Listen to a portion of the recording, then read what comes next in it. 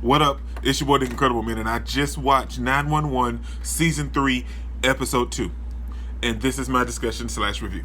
Dude, there was so much in this episode. Man, there was so much going on. Okay, first off, it started right after last week's episode. We kind of got like a miniature recap of Buck kind of trying to solve his problems talking with Christopher at the pier.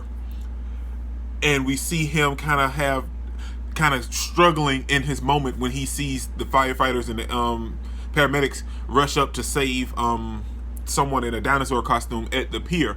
And first off, one of the firefighters was Ronda Rousey. That was nice. That was a nice little thing. They tried to sneak me and they didn't think I seen it. I seen it, but that was nice. But yes, man, that's where it started at. Then it picked up right after last week's episode where we seen all of the water go back to start the tsunami. Buck noticed it, and everyone else noticed it, and the harbor master noticed it, and everything else.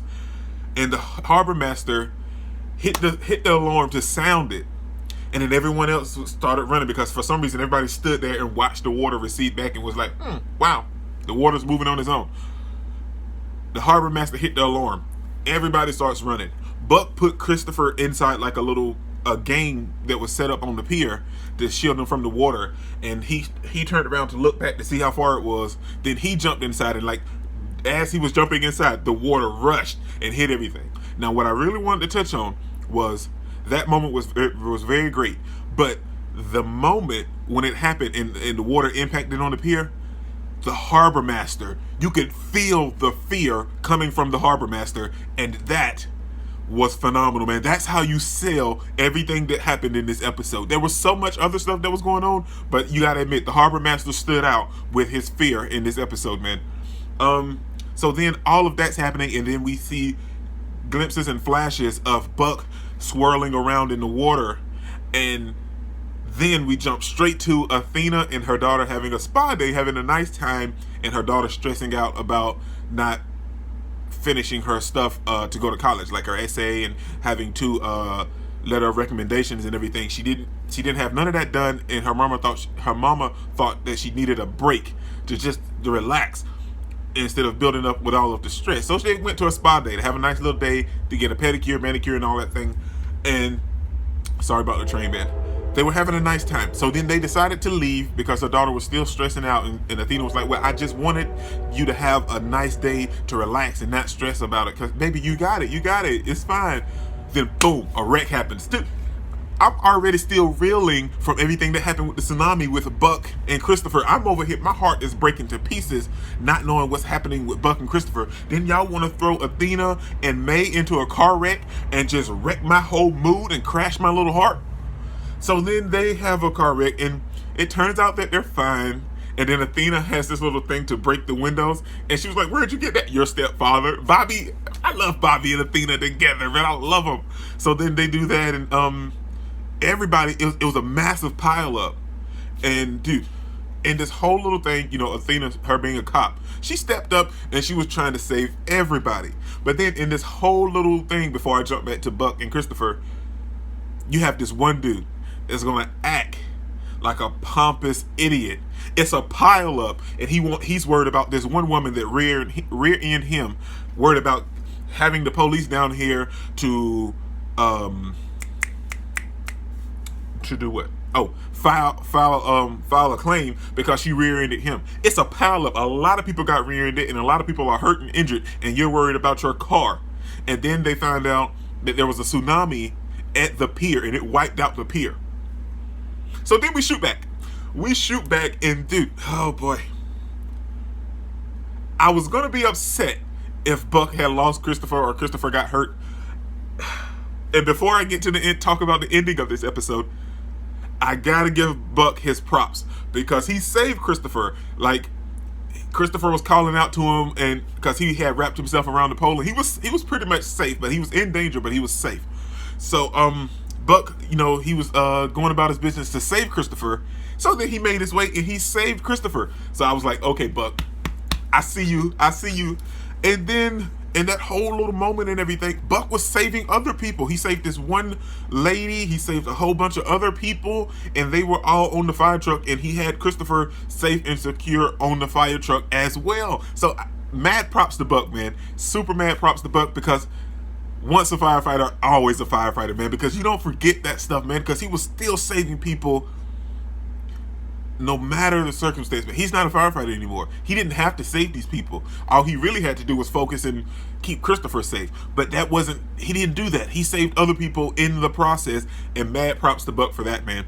So then we get to see Chimney, Eddie, Buck, and Hen, and not Buck, and Chim, Bobby, Buck, and Hen, and they're out on a regular call, and then they happen to come across and see a whole bunch of water just flooding the street.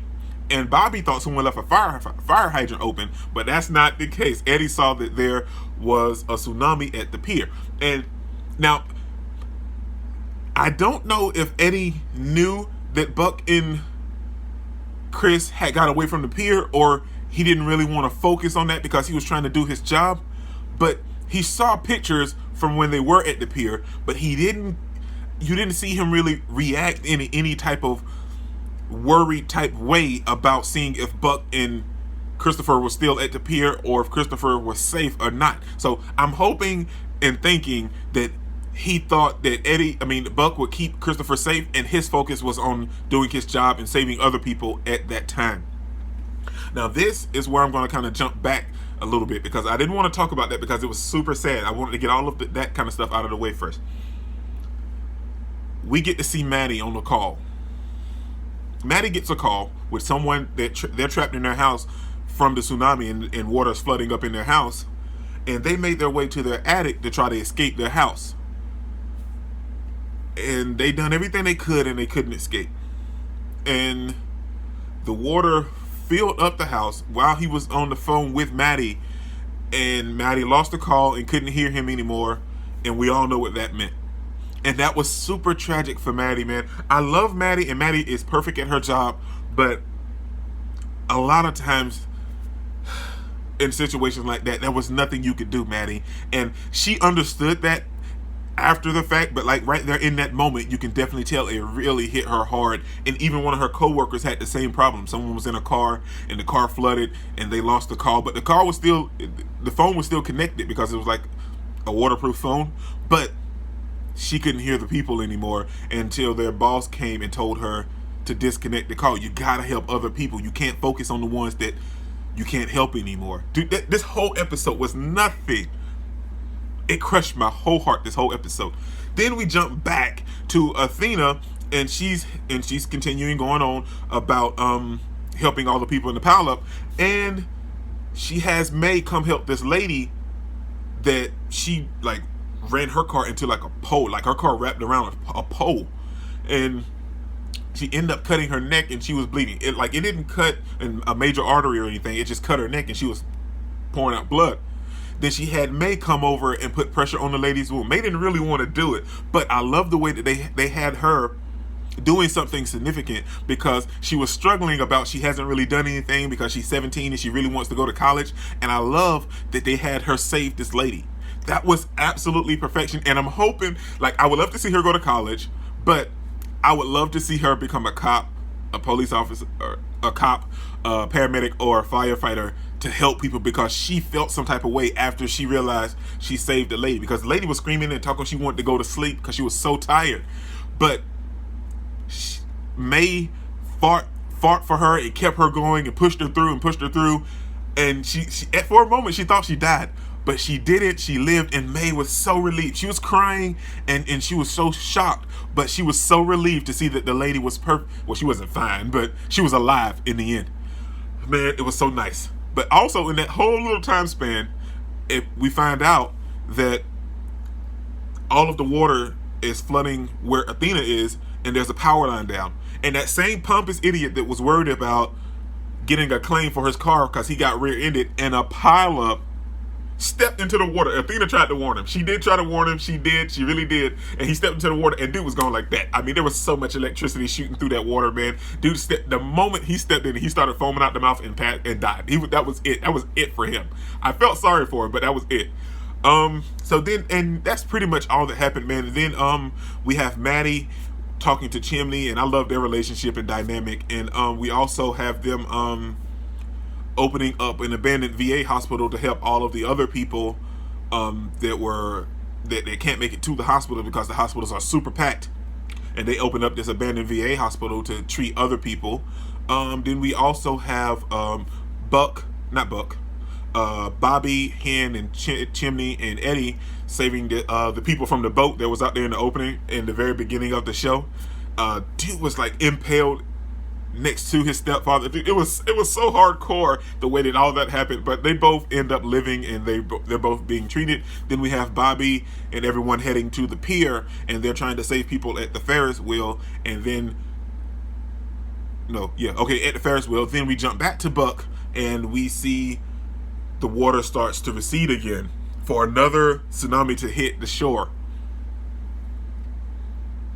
And this is where it gets me, because at this time, well, at the pier also we have Bobby and them, and you can feel the trembles and everything happening. And at this time, some of the firefighters and some of the people on the Ferris wheel start to tumble and fall and stuff.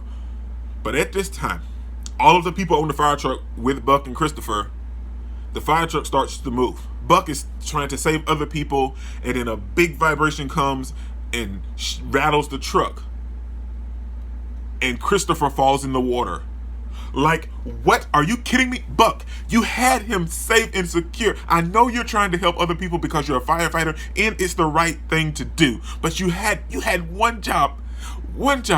Keep Christopher safe, and now we don't know where Christopher is. Oh boy. See, my heart can't take this. But I have faith in you, Buck. I feel like you're gonna triumph, and you're gonna find them next episode. I hope and pray that you find them, Buck. But that's all that happened this episode, man. And I absolutely enjoyed it because from start to finish, it had my heart on an emotional roller coaster going up and down throughout this whole episode. I didn't know what was going to take place at all. And TV show or no TV show, let's be real, this felt super real. This felt so real. My heart couldn't take all of this emotion that was just happening this episode. But this is your boy Nick Incredible, man. Don't forget to smash this like button till you can't smash it anymore. Comment down below and I'll be sure to respond to each and every one of them and subscribe, but only if you really want to, man. And remember, 911 #save Buck. No, #save Christopher, because Buck needs to save. Yeah, #save Christopher. Peace out, man.